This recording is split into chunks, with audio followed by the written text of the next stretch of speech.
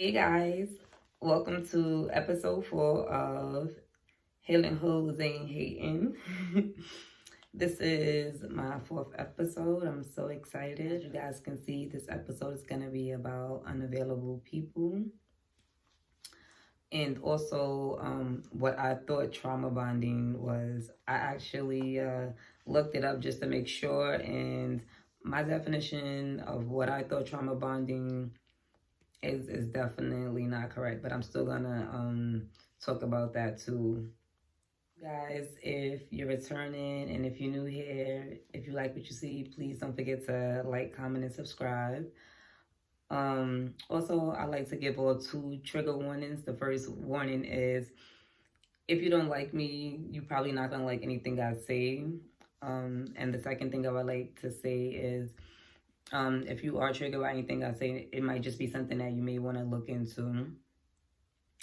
And lastly, hopefully you guys should know by now, ho is just a word of an endearment. It's like, hey girl, hey ho. It's just something, pretty simple. All right, guys. So let's get into this episode. So, unavailable people. So, as you guys should know by now, I like to give a little background. So, I grew up in a household up until 9 with just me, my older sister, my mother, and my father. So at that time, I was the youngest, and I used to always, have my father's attention. He used to pick me up from school. I mean, my sister as well, but these are things that we used to do, and we used to go out to eat. It was just like a whole bunch of different things that happened. So when my mother and father separated, things started to change. So my father basically, he had a whole nother family. He started a whole new family. And not that I was excluded out of the family, but I didn't really feel, it didn't feel the same. So, so I kind of like, as time went on, I just kind of felt like my father was unavailable. Like he was there for me. I don't even know if this makes sense, but he was there for me, like when I really needed him, but he wasn't like there for me. The way that I felt like a father should have been there for a child.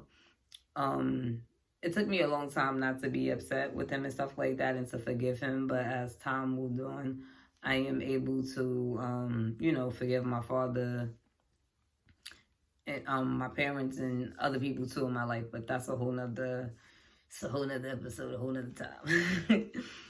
but so based off of that, I never felt like I really, really, really had him.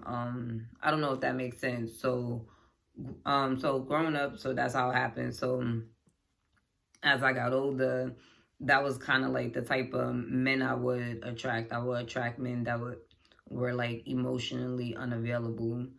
They weren't like, they would be like there for me like during like serious times and stuff like that, but the emotional aspect of it wasn't there in a relationship. So that is something else that I have learned during my healing journey and stuff like that. So I thought that was trauma bonding because of that trauma I had with, I don't know if that's considered like a trauma, but it's something that really did bother me growing up.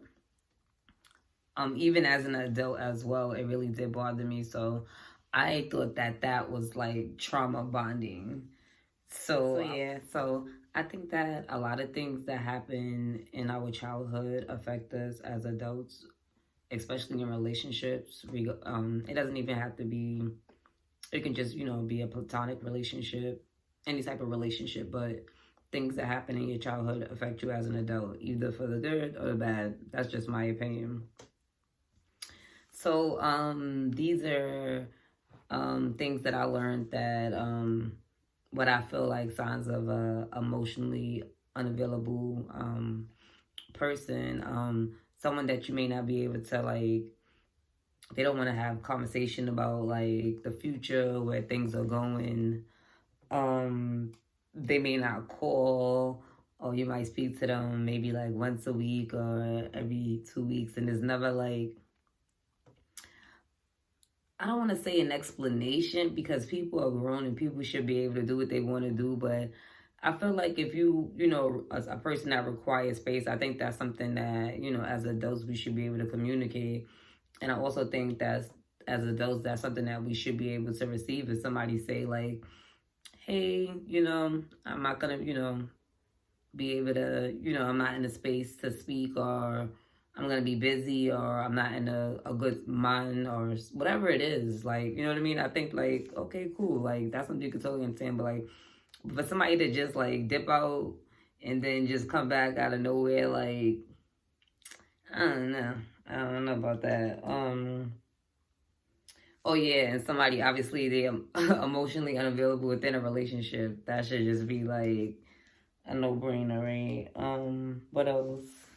I think another one, like if you guys are not going out like on dates and stuff like that, especially like if you express that you wanted to go out and stuff like that, somebody's just like basically they just kind of want to like link up, like, you know what I mean? They should just pretty much have just kept it real and just said what it is. But instead they, you know, I guess it is what it is, right? And I just think for myself, something that I had to learn, that I thought that I didn't. All right, so it's something that I had to learn. I really didn't love myself the way that I thought I did. I love myself. I have a high self esteem. I believe that I'm extremely beautiful. Yeah, inside, outside, all that good stuff. But I wasn't really like respecting myself. I guess that like that goes back to like my childhood. Like my father, he really didn't pour into me the way that I felt like as an adult now, and as a parent looking back, the way that I felt like he should have. Even when I was young, I kind of felt it, but I just really didn't really understand exactly what it was. Um, so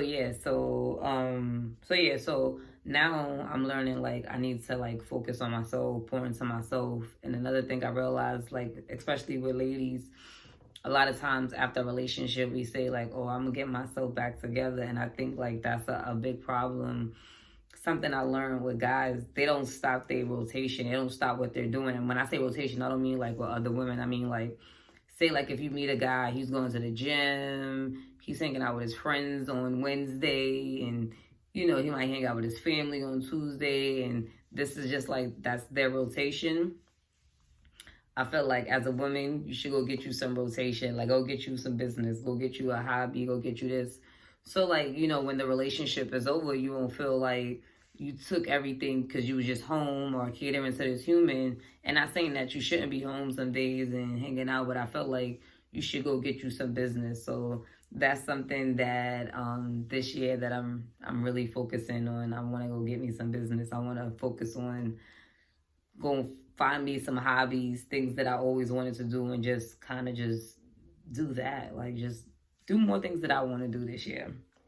So yeah, so pretty much that's my takeaway. I feel like I used to always go in these repeated cycles. It was like a different person, it'll be a different guy, and it'll be the same situation. And I'm like I told you guys before, I like to figure out what the hell is going on. So I'm like, why is the same thing keep recurring? Why am I like dating the same guy, different body, different name, different person, but it's like the same thing is reoccurring? And I was like, I started to like reflect on my childhood and stuff like that. And I was like, all right, I'm kind of like I'm like kind of chasing men that have like similarities to like my father and stuff like that. And it's like, this is not really such a great idea. So I'm grateful that I recognize that, and I'm able to pour into myself and focus on me and do things that Dominique want to do. And yeah, so I'm excited for 2023. This video is not, you know, super duper long, which is, I guess, is kind of cool too, right?